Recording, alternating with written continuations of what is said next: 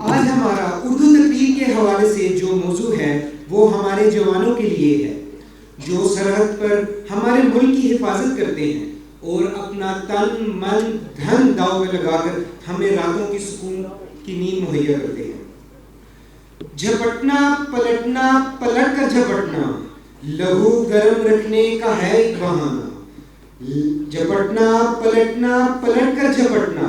لہو گرم رکھنے کا ہے ایک بہانہ،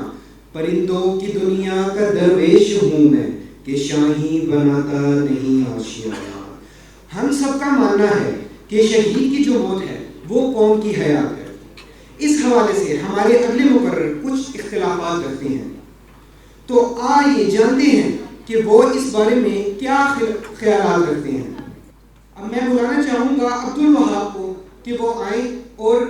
اپنے خیالات کا اظہار کریں۔ شہادت ہے مطلوب و مقصود مومن، نہ مال غنیمت نہ کشور کشائی، دو نیم ان کی ٹھوکر سے صحرا و دریا، سمٹ کر پہاڑ ان کی ہیبت سے رائی۔ صدر وقار،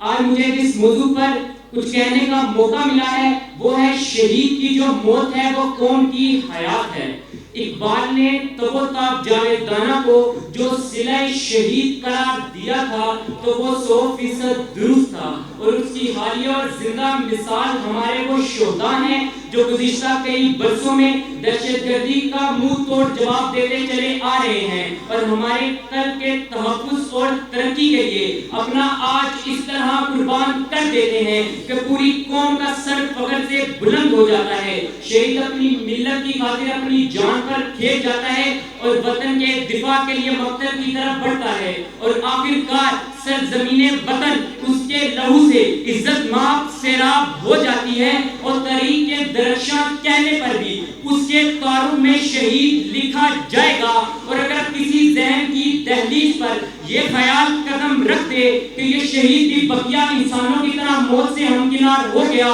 تو اس کی کوئی حقیقت نہ ہوگی، اس لیے کہ شہداء کی قربانیاں کبھی رائگاں نہیں جاتی، اس لیے کہ تاریخ کبھی بدر و حنین کے جانبازوں کو بھلا نہیں سکتی۔ کیا زمانہ فراموش کر سکتا ہے شہداء کربلا کی قربانیوں کو کہ جب 61 ہجری میں حق و باطل کی پنجہ آزمائی ہوئی تو حق پر برے سلاسل ہی تھا، حق پر اپنا وہ چادر بھی تھا، حق کے نام پر لاشوں کو پامال بھی کیا جاتا رہا، حق کی گردن کو سر سے جدا کر کے نوکے نیزہ پر بلند بھی کیا جاتا رہا کہ حق کا سر کٹ تو گیا لیکن باطل کے سامنے جھکا نہیں، اور زمانے بھر کو بتا دیا کہ جو موت کو بھی مہر دے دے اسے شہید کہتے ہیں۔ فنا باللہ، حقیقت میں بقا کا راج اس پر ہے، جسے مرنا نہیں آتا اسے جینا کہتے ہیں۔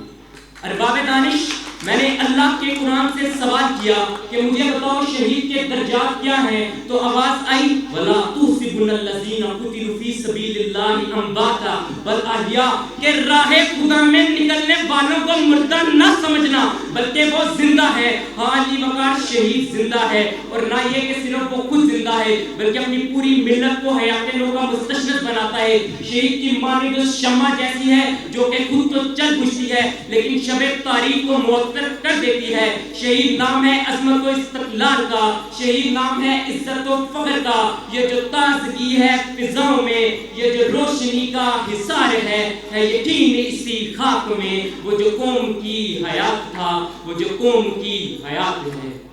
اے وطن کے جوانوں اٹھو، میں تم سب سے مخاطب ہوں۔ اے جوانوں اٹھو، تمہیں قسم ہے ان مقدس شہداء کی، ان کے مقدس لہو کی۔ اے جوانوں تمہیں قسم ہے ضرب عظم میں شہادت نوش کر جانے والے نوجوانوں کی، تمہیں قسم ہے اس مقتل کی جس کی دیواروں پر آج بھی ممتا اپنے لال کا لہو تلاش کر رہی ہے۔ آؤ آج عہد کریں شہداء کے مقدس لہو سے کہ شہداء وطن، ہم تمہاری قربانیوں کو رائگاں نہیں جانے دیں گے۔ رستہ کٹن ہی صحیح، منزل دور ہی صحیح، مگر عزم جوان ہے۔ آؤ ایک بابیلا لیے، ایک ہدف لیے، ایک آرزو لیے آگے بڑھے، اور جب اپنا قافلہ عزم و یقین سے نکلے گا جہاں سے چاہیں گے رستہ وہیں سے نکلے گا۔ اے وطن کی مٹی مجھے ایڑیاں رگڑنے دے، اے وطن کی مٹی مجھے ایڑیاں رگڑنے دے، مجھے یقین ہے کہ چشمہ یہیں سے